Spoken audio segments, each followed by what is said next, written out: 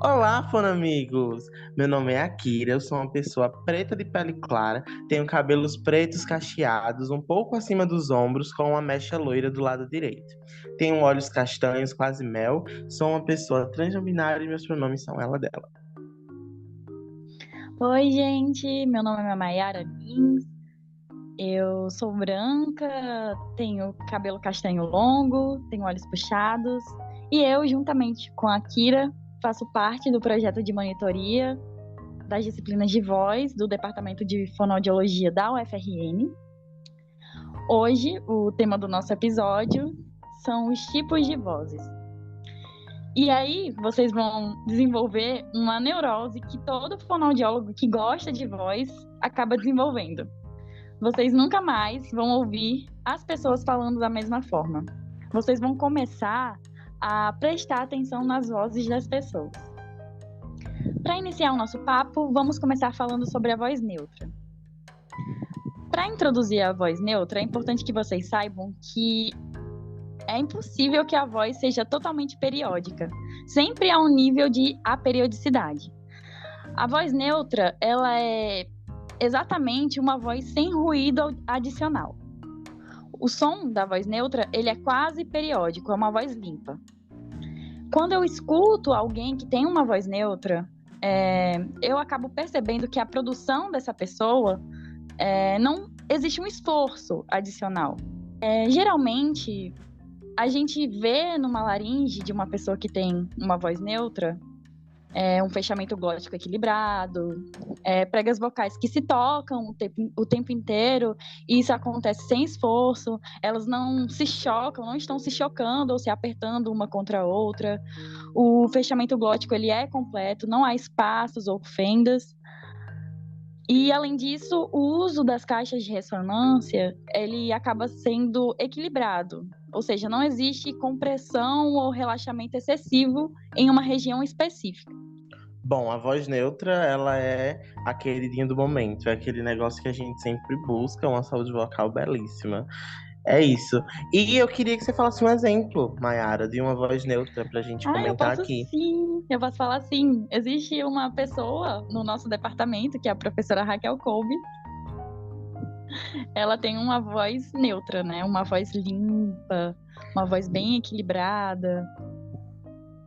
E apesar da Inclusive, voz eu dela amo o ser jeito que mais. ela fala.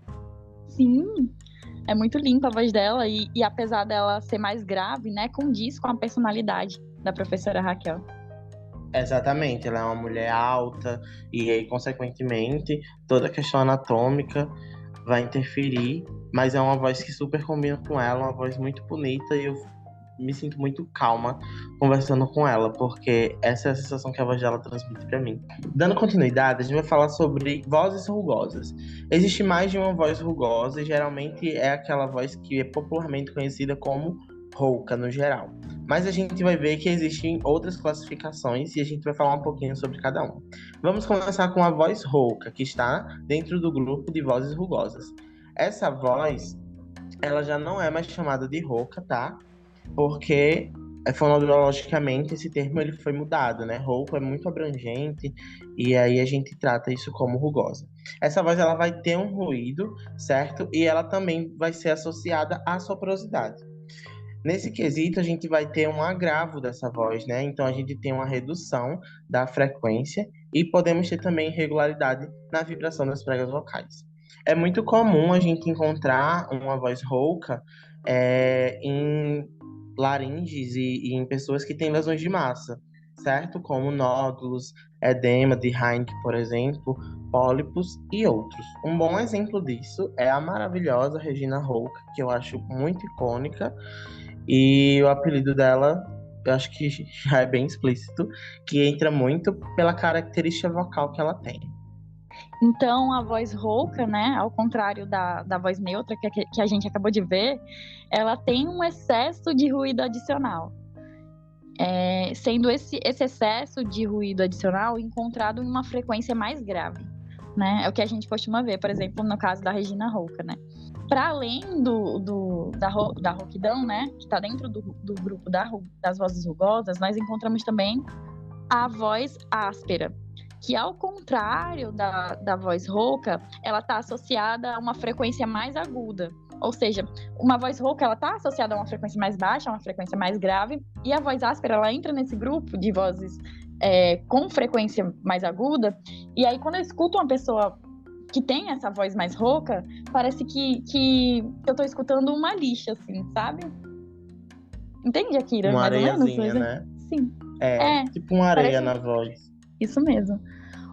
Como o Akira falou, hoje em dia a gente não usa mais esse tipo de classificação, é tudo rugoso, né? A gente só tá detalhando mais para que vocês aumentem um pouco da percepção de vocês, né? Eu só tô apresentando para que vocês tenham um pouco mais dessa percepção sobre as vozes. Então, a voz áspera é uma voz desagradável, ela tem uma certa rigidez, é uma voz irritante. E ela é comum em frequências mais agudas. Parece que existe alguma coisa ali raspando na prega vocal.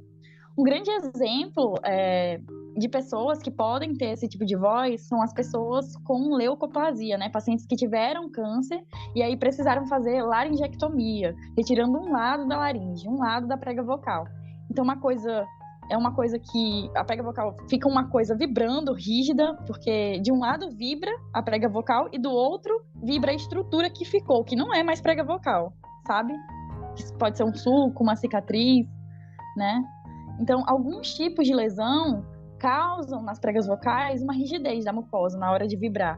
E elas trazem essa característica que tem a rugosidade, mas uma frequência mais aguda. Eu percebo que existe uma rigidez na vibração da prega vocal. E eu acho que um exemplo bom, né, é da Xuxa. E inclusive eu tava vendo o último reality show dela, e é muito notório como quando ela quer demonstrar felicidade, alegria e tudo mais, ok, ela consegue fazer isso, mas em um momento que ela tá um pouco mais sério, a voz dela e a forma como parece soar é de uma forma bem mais rude, sabe? Uma forma mais forte e imponente. Eu acho que ela ter uma voz áspera, né, ajuda e causa esse efeito na gente que tá ouvindo. Sim, ótimo exemplo, Akira. A Xuxa tem realmente essa aspereza na voz. Quando você escuta, você consegue. Você pensa que tá escutando alguma coisa lixando ali. E eu acho que uma boa diferenciação e que dá pra gente tirar de letra é a questão do grave e agudo mesmo. Então se a gente consegue lembrar que a áspera tá mais ligada ao agudo e a rouca tá mais ligada à grave, a gente consegue entender melhor essas diferenças. E também o que vai gerar essa voz, né? Que eu acho que é importante a gente entender isso no geral. E não só, essa voz é assim porque é assim. A gente precisa saber o que causa isso, o que vem por trás dessa voz, né? Então, até agora a gente viu que dentro da voz rugosa se encontra a rouca e a áspera. Além delas duas, a gente também pode falar sobre a voz crepitante, né, Akira? A voz crepitante, Sim. ela tá dentro do rugoso. Existe a voz crepitante, e aí o ruído adicional existente na voz crepitante é um ruído mais pulsátil, sabe? Nos Estados Unidos, por exemplo, existe uma característica entre os jovens, que utilizam uma voz mais crepitante para falar. Isso virou uma moda na comunicação de lá. Sim, e é uma coisa muito, ai, patricinha, não sei o quê. Inclusive usa som basal, né? Essa crepitação com esse som basal. Bom, eu vi inclusive uma entrevista essa semana de uma cantora de K-pop que eu gosto muito, a Somin, e ela falou que ela sempre quis ter essa voz mais husky e citou algumas cantoras americanas, sabe? E eu fui atrás desse termo husky e era exatamente essa questão crepitante essa rugosidadezinha que a gente encontrava na voz, com esse som basal, esse fryzinho na hora de falar, sabe? E virou moda. Eu acho bonito, até legal, mas tem que tomar muito cuidado. Sim, e é uma voz que a gente usa bastante o TA, né? O músculo TA. Uhum. Que aí eu relaxo o meu CT e aí encurto bem a minha prega vocal. E aí junta toda a mucosa que fica bem gordinha e as pregas vocais vibram lentamente. Então, ela acaba adquirindo essa característica mais pulsátil para o ruído adicional que fica na voz. Mulheres que fumam muito, que tem aquela voz esquisita de quem fuma, bem uma voz crepitante. Um grande exemplo é a Ana Maria Braga, né? Existe muita crepitação na voz dela. E aí a gente já consegue entender um pouquinho de diferença, né? Geralmente essa moda desse pessoal americano, inclusive entre as meninas, traz um tom sensual essa crepitância na voz, né? Mas a gente também tem um lado que é um pouco ruim quando você traz a questão do cigarro, por exemplo. Então a gente tem que tomar muito cuidado. Eu ia falar prosseguidade. Essa palavra ela não existe. Vamos dar continuidade aos tipos Deveria de existir. vozes. Deveria, vamos usar? É prosseguidade, né? Dando prosseguidade, vamos falar sobre mais duas vozes rugosas, que é a voz bitonal e a voz diplofônica. Pessoalmente, essas são as que eu acho mais interessantes e mais legais, inclusive Ah, é por quê? porque a gente consegue usar a voz diplofônica para canto. E eu acho que é uma técnica que dá para usar que eu acho muito bonita. Difícil, um tanto perigosa, se você, óbvio, se você não souber fazer uma técnica, ela pode trazer prejuízo para sua voz. Mas que eu acho muito bonito. E o que acontece? Um som, uma voz bitonal e uma voz diplofônica, elas não são iguais, tá? Uma voz bitonal, ela vai ter dois sons que vão ser produzidos na mesma fonte sonora. Enquanto a voz diplofônica, ela vai ter dois sons que vão ser produzidos em fontes sonoras diferentes. Então, numa voz bitonal, a gente pode ter uma diferença de massa, de tensão entre as pregas vocais, e aí essa prega vocal, ela vai gerar dois sons nela mesma, entendeu? E aí vai ser uma voz bitonal. Ou a gente pode ter uma fonação areoepiglótica, a gente pode ativar a prega vestibular, e aí a prega também vibrar, a prega vestibular vibrar, a prega vocal vibrar, a gente vai ter dois sons, e aí no caso vai entrar como diplofônico. Talvez esteja um pouco confuso, sim, mas aí Mayara vai ajudar agora conosco. Por favor, amiga, sintetize. Amiga, você explicou muito bem, né? Na voz diplofônica e na bitonal, parece que existem duas pessoas falando ao mesmo tempo, né? E aí é bem difícil de diferenciar essas vozes, mas como você bem disse, a diferença é que na bitonal nós temos dois sons que são produzidos na mesma fonte sonora, e a diplofônica são dois sons produzidos em fontes sonoras diferentes, né? E aí, como é bem difícil diferenciar diplofônica, bitonal, vamos colocar tudo no mesmo combo, né? Voz rouca, voz áspera, voz crepitante, bitonal e diplofônica, todas são rugosas, né? Há um ruído adicional na produção dessas vozes. Então, focando, tudo que a gente está falando até aqui, rouca, áspera, bitonal, diplofônica, crepitante, estão dentro do combo rugoso. Exatamente. Inclusive, quando vocês forem pagar a próxima disciplina de voz, vocês vão ver uma escala chamada de Gerbasi, onde a gente vai ter e vai avaliar a rugosidade. E aí a rugosidade, ela vai se comportar de diferentes formas, que são essas formas que a gente está explicando para vocês, e vocês precisam saber para saber o que é rugosidade. Mas tudo é rugosidade, como a Mayara bem disse. E eu lembrei aqui agora sobre voz diplofônica, eu acho que a gente pode usar como exemplo a Elza Soares, né? Ela, inclusive, dizia que ela tinha 4 cordas vocais, que não é cordas vocais, tá, gente? Pregas vocais, por favor. Ela dizia que tinha 4 cordas vocais porque ela vibrava também com as pregas vestibulares. E era uma característica muito forte da voz dela, né? Então é isso. Pois bem, vamos dar continuidade. Agora eu quero que você fale sobre a voz soprosa, Mayara. Então vamos lá falar sobre a famosa voz soprosa, né? A emissão vocal da voz soprosa, ela é caracterizada pelo excesso de ruído de ar, né? Quando isso acontece? Quando a prega vocal não está fechando totalmente, então pode existir aí uma abertura. Vocês vão aprender no próximo semestre, né? No semestre que vem, que quando é que vai acontecer esse fechamento glótico incompleto, né? E aí a gente provavelmente tem uma voz soprosa. A grande maioria das mulheres tem um certo grau de soprosidade na voz, porque a prega vocal da mulher, ela se toca e não fica fechada totalmente. Ela fica sempre um pouquinho aberta, por conta da configuração da laringe, né? Da laringe feminina, que é arredondada. E existem também muitos cantores, homens, né? Que até utilizam a voz soprosa como um recurso interpretativo na hora de cantar, como é o caso do cantor Thales Roberto. No início da canção, da música Clareia do Thales Roberto. Se vocês quiserem pesquisar, pesquisem. O início tem muita soprosidade. É uma voz soprosa ali, que ele usa como recurso interpretativo. A Gabriela Rocha também, quando ela tá falando em entrevista, você pode observar o nível de soprosidade na voz dela. Sim, inclusive, a nível interpretativo, né? A voz soprosa, ela traz uma emoção e a depender do que você vai cantar, interpretar e falar usando essa voz, você consegue dar uma ênfase muito maior nessa emoção. Outra coisa que eu também queria falar é isso que Mayara falou sobre as mulheres, né, terem essa soprosidade devido a uma fenda triangular posterior, que é a nossa fenda fisiológica, né, que laringes biologicamente femininas vão ter por causa da sua configuração, então é muito importante tomar também cuidado, porque a partir de abusos vocais, uso inadequado da voz, a gente pode ter um aumento dessa fenda triangular posterior para uma fenda médio posterior.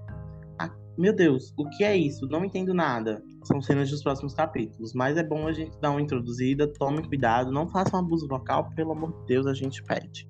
É isso aí, Akira. As mulheres têm mais tendência a desenvolver disfonia, né? A desenvolver problemas vocais, comportamentais, por conta dessa fenda aí, fisiológica. Isso mesmo.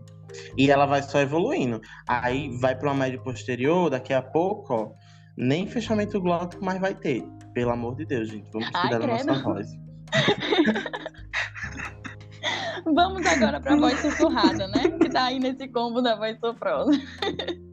Sim, a voz sussurrada ela vai ser um extremo, né? A gente vai ter muito ar nessa voz. Então é uma voz soprosa e sabe esse combo que eu falei, aumentado? Pronto, entra aí, voz sussurrada. Sim, aí no caso da prega vocal de uma pessoa, na configuração da prega vocal, né, de uma pessoa que produz essa voz sussurrada, quase em toda a sua extensão não existe uma aproximação, geralmente, né, ela adota essa configuração paralela. E aí, por exemplo, a voz de uma pessoa que tem a paralisia da prega vocal em posição aberta, que não consegue aproximar, né, a prega vocal, sai praticamente, no caso da voz dela, sai praticamente ar. É uma voz sussurrada, é uma pessoa que fala assim, o tempo todo. Chega a ser agoniante. E isso também traz prejuízo para nossa voz, né? A gente gritar não faz bem para a voz. Sussurrar também não. A gente vai estar fazendo abuso vocal do mesmo jeito. A gente vai estar tensionando. Gente, por favor, não sussurrem. Falem baixinho, no ouvido da pessoa. Eu julgo aquelas pessoas que gostam de ASMR. Eu julgo muito. Nossa, não sei como é que consegue. Dá uma agonia. Dá uma agonia e eu fico pensando... Opiniões. Eu também não gosto. Principalmente quando é a pessoa comendo. Mas esse povo foi sussurrando em ASMR... Eu não sei quem é pior. Se é a pessoa que escuta e não tem agonia da pessoa que fala assim e faz...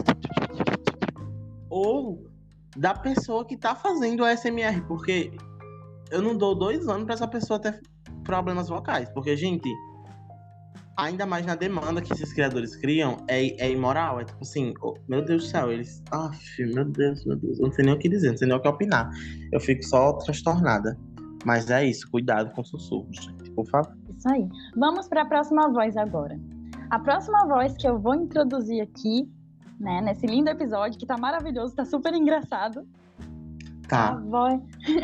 É a voz fluida. A voz fluida é a voz do narrador. Essa voz que não é natural. Ela é limpa, mas encorpada. É aquela voz do jornalista, sabe, de TV? Aquele que fala assim para chamar a sua atenção. A atenção do telespectador. Então, a voz fluida é essa voz encorpada, essa voz solta, essa voz relaxada. Ela geralmente tem uma frequência mais grave, né? E aí a gente tem a mucosa da prega vocal vibrando bastante. E é uma voz que pega a gente, que chama a atenção e que sabe se impor e passar a mensagem que ela quer. A gente pode encontrar isso, inclusive, eu adoro esse exemplo, tá? Quem me falou desse exemplo foi Mayara, que é do tubarão Bruce, de Procurando Nemo. E é até uma dualidade, né? Porque, Sim. tipo, ele é um tubarão, ele tá ali, vou matar peixe, vou comer peixe. Mas ele fala tão assim, vamos aqui, vamos falar, ó, faz 3 meses que eu não como nenhum peixe, eu tô virando vegano. No final enlouquece, quer matar todo mundo. Mas é uma dualidade muito grande, essa voz tão fluida, tão. Oh, vem cá, deixa eu lhe abraçar. E é um tubarão com a boca cheia de dente querendo matar peixes. Amém. E é isso. Aí ele fala, olá. Eu não, né? Essa voz mais, mais fluida. Então, gente, é, vamos passar, né, para outro tipo de voz, porque são muitas vozes, gente. Existem a voz comprimida e a tensa estrangulada. Ambas hoje, né, assim como a gente colocou a rugosa dentro de rouca, não, assim como a gente colocou a rouca, a áspera, a creptante, a bitonal e a diplofônica dentro da rugosa, hoje a gente coloca a voz comprimida e a voz tensa estrangulada dentro de voz tensa. Olha que fácil, não facilitou a nossa vida? Sim, eu achei Gostaram? muito chique. Eu amei. Deixa aí nos comentários. Eu vou olhar. Eu vou olhar esses comentários, olhe bem. A gente já não chama Sim. mais de voz comprimida e tensa estrangulada, é só tensa, sabe? A E voz facilita comprimida, muito. nossa, demais. Hoje a gente não fala, ah, essa voz é rouca, ah, essa voz é áspera, ah, essa voz aqui é diplofônica. Não, é bitonal. Não, é crepitante. Não, a gente só fala voz rugosa. Só isso. Facilitou totalmente a nossa vida. Então, voltando ao foco. A voz comprimida, que está dentro da voz tensa, é essa voz apertada, sabe? Quando a gente escuta uma pessoa que tem essa voz comprimida, a gente percebe que ela está fazendo compressão da laringe. Por exemplo, algumas bruxas e velhinhas em desenhos animados têm essa voz comprimida, fazem esforço para falar. Elas falam desse jeito. Sim. E aí, né, tanto a voz comprimida como a tensa estrangulada, a gente percebe que existe uma tensão excessiva para que elas sejam produzidas. Nós ficamos com aflição só de ver a pessoa falar. Existe uma grande tensão aí nessa voz. E aí um exemplo é a própria vozinha da Chiquinha, né? Do Ai, Chaves, não. Essa vozinha é icônica. a Meu Dona Deus. Neves. Vamos Pois lá. bem, agora a gente vai tentar ser mais breve pra gente conseguir terminar tudo. Vamos falar sobre voz monótona. O nome já diz tudo, sabe? É uma voz bem ali, numa monointensidade, com padrões de frequência e intensidade, eles vão ser bem repetitivos. É uma voz que não vai ser muito interessante, tá? E aí a gente pode ver essa voz em indivíduos com quadros depressivos, com doenças de Parkinson, ou na famosa professora, senhorita Rivera, todo mundo odeia o Cris, que ela fala daquele jeito, Cris, oh, você. Sim, ela fala isso. Então é mais ou menos essa voz. É Voz aquela voz trêmula, que não tem instável. nenhuma variação, né? Aquela Não, voz chata, que é desinteressante. uma voz cansada. Ela tem. Ai, o CT ali não vou mexer, o TA vou ficar quietinho. Só vibra e fica ali. É isso Seguindo aí. para a voz trêmula, uma voz instável. A gente vai ter uma instabilidade nessa emissão, certo? Quando a gente tem fortes emoções, quando a gente vai chorar, ou a gente tá com muita raiva, algumas pessoas também, a gente pode ter essa voz mais trêmula, né? Mas a gente também pode encontrar ela em algumas doenças neurológicas. Você quer falar um pouco mais sobre, amiga?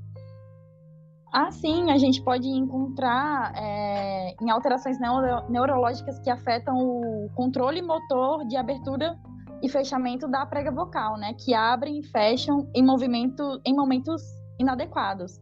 Né? Se não for neurológica, pode ser psicogênica, mas existe aquela variação, aquela instabilidade durante a emissão, existe um tremor.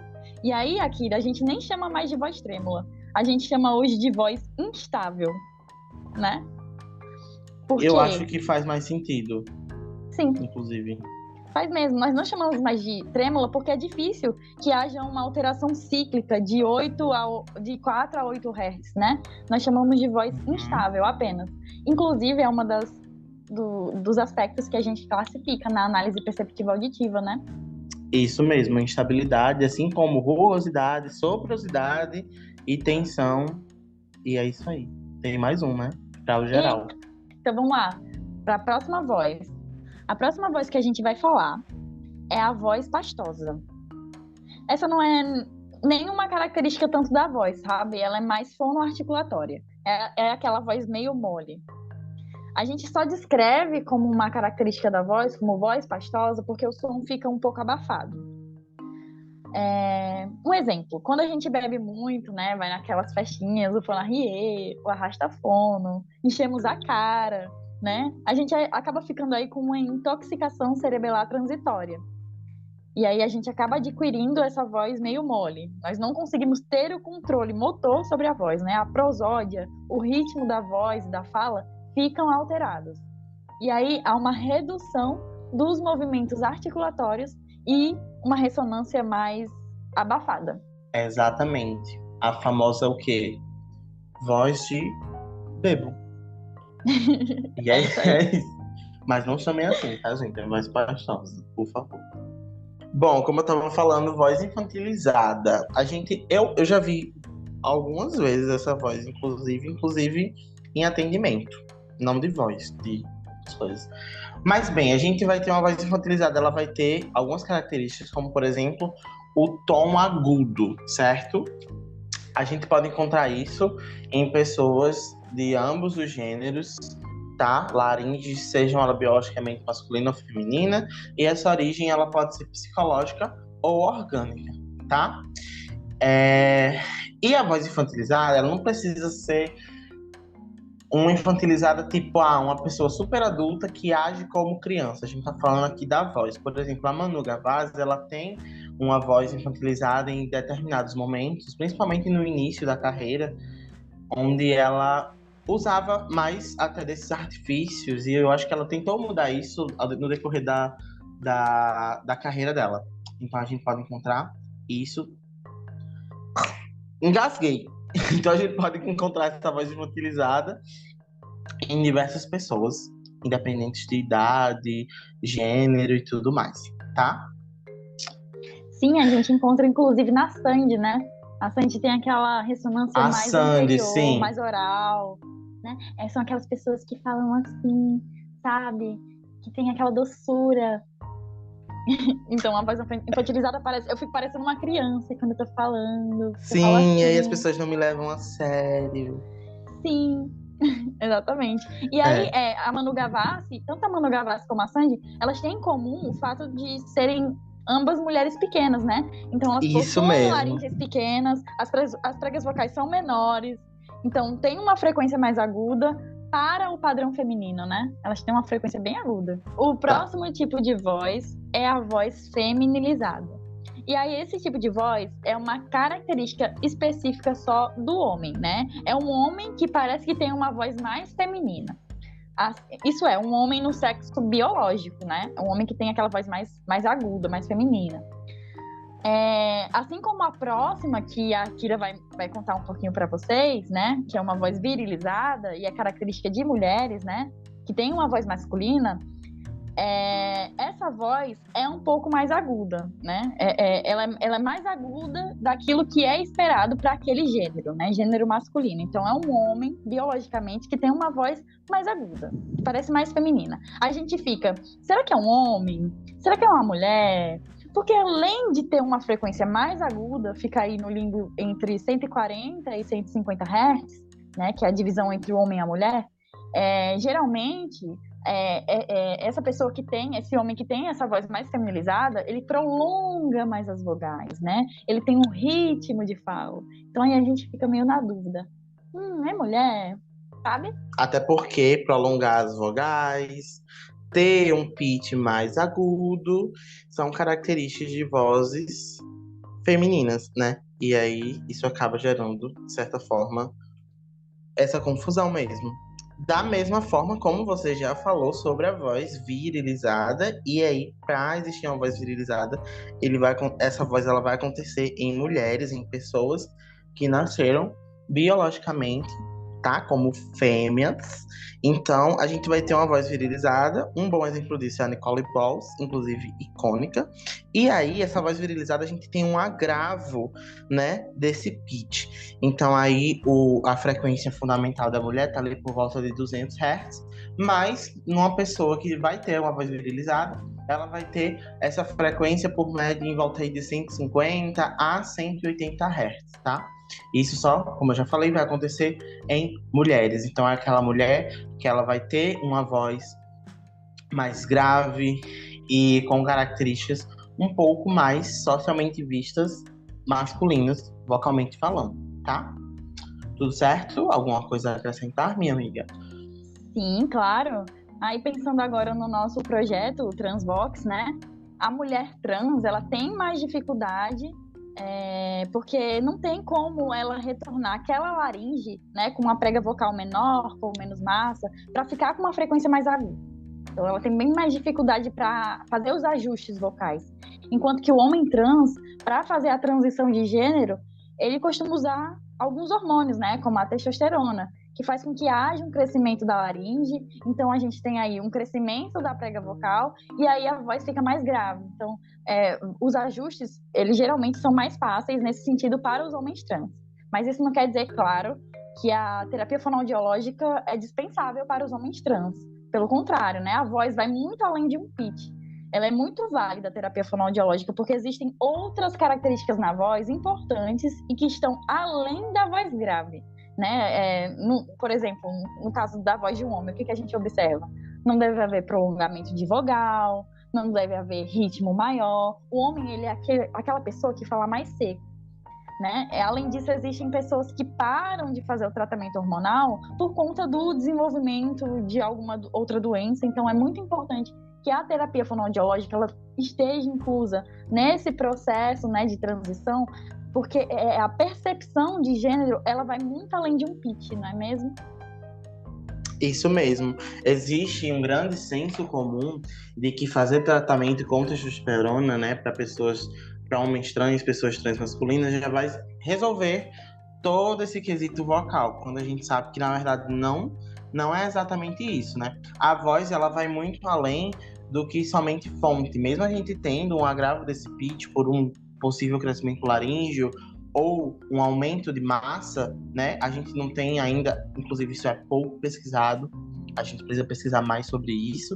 Apesar disso, apesar desse agravo desse pitch, às vezes não é um agravo muito efetivo, tem essas outras questões que Mayara falou, que precisam ser trabalhadas, tem questões, inclusive, específicas de transgeneridade que podem afetar diretamente a voz, então, já puxando aqui um gancho, como ela falou para o nosso projeto, é muito importante a gente ter essa consciência de que não é só mulheres trans e travestis que vão precisar de um aperfeiçoamento vocal para uma identificação com a sua voz ao gênero ao qual ela pertence, mas também homens trans.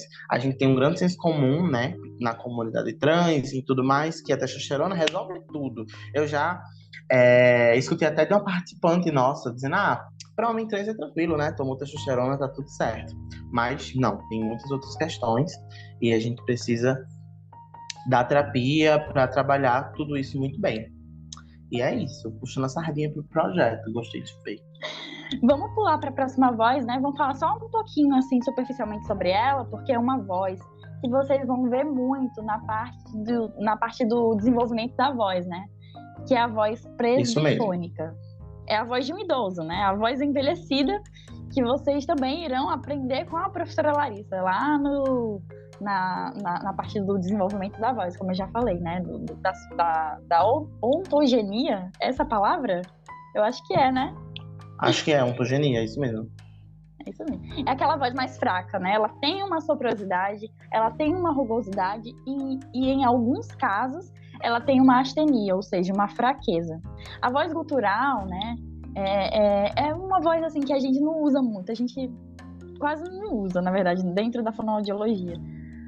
Mas a gente costuma, às vezes, comentar um pouquinho sobre ela, né? Um indivíduo que tem uma voz gutural, ele tem uma característica de voz que tem uma ressonância mais posterior. É uma voz abafada, que fica aqui atrás, né? É uma ressonância posterior.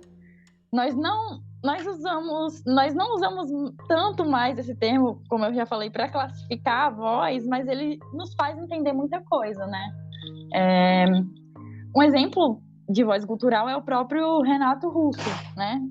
Eu adoro a voz daquele homem. Eu amo. Quem não canta Legião Lindíssimo. Urbana, gente, pelo amor de Deus.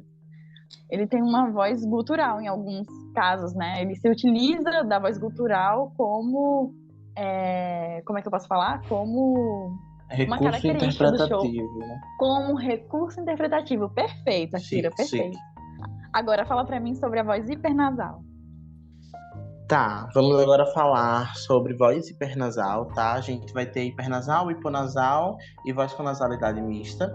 A voz hipernasal é uma voz onde a gente vai ter uma contaminação, né, dos sons orais por nasalidade. Então, é uma pessoa que vai usar muito a ressonância nasal nessa voz. Então, ela vai falar muito aqui o tempo todo e aí não tem esse equilíbrio, vai ser hipernasal, muito nasal, tá? Uma coisa assim que me dá uma agonia. Inclusive, em Chaves, sabe, a Pops, sobre a Dona Florinda, eu fico agoniado. Mas essa é a voz hipernasal. E a hiponasal, ela é o contrário da voz hipernasal, né? A voz hiponasal é quando a gente tem faz uma redução desse componente nasal. Então a voz, ela fica mais oral, não vai muito para o nariz, ela fica mais aqui, uma coisa mais resfriada, né? Eu desci para um pitch, um som um pouco mais grave.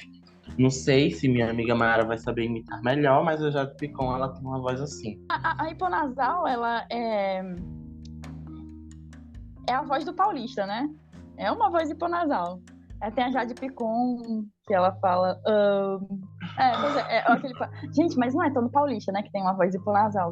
Não é todo mundo, não são mas todos, tem tá, gente? um grupo assim, uns artistas que falam mais assim. Sim, mas tem paulistas, né? Tipo, a Jade Picon, ela tem uma voz muito hiponasal. E aí, no caso, até voltando um pouquinho para a voz hipernasal, que tem aquele excesso de nasalidade que a Akira falou, é possível até utilizar a voz hipernasal para trazer algumas características para a voz.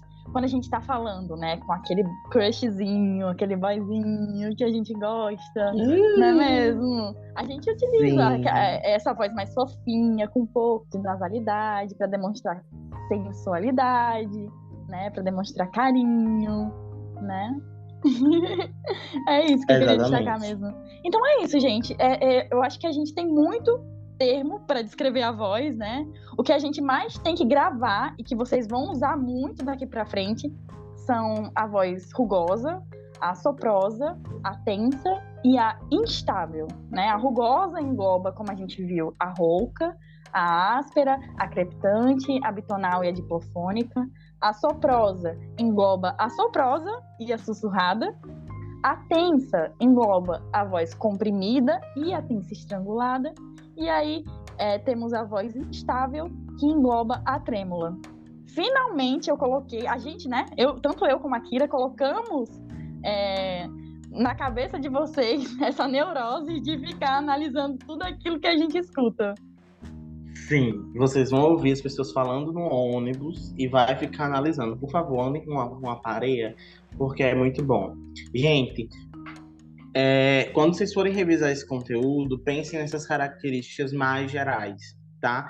Como a gente falou, como a Mayara já reforçou, a gente não precisa saber tudo bem diferenciadinho, mas esses grupos maiores vão ser de extrema importância porque a gente vai precisar para as nossas análises perceptiva auditiva. Então vamos revisando o assunto, treinem com pessoas que vocês conhecem, escutem áudio, tentem classificar dentro do que vocês aprenderam, e é isso. Mais alguma coisa, amiga, que você tem a dizer? Não, é isso. Amei o nosso papo aqui. Nossa, animou muito a minha noite. Eu nunca esperava que seria desse jeito. E foi muito legal esse formato. Espero que a gente faça outros episódios assim, sinceramente. E é isso. Vamos encerrar juntas? Vamos! Vamos lá. Até Então mais. É isso, galera. Um beijo. É isso aí. 1, 2, 3. Até mais, Fonamigo. Até mais. Até mais. Me sentindo num podcast profissional. Um beijo.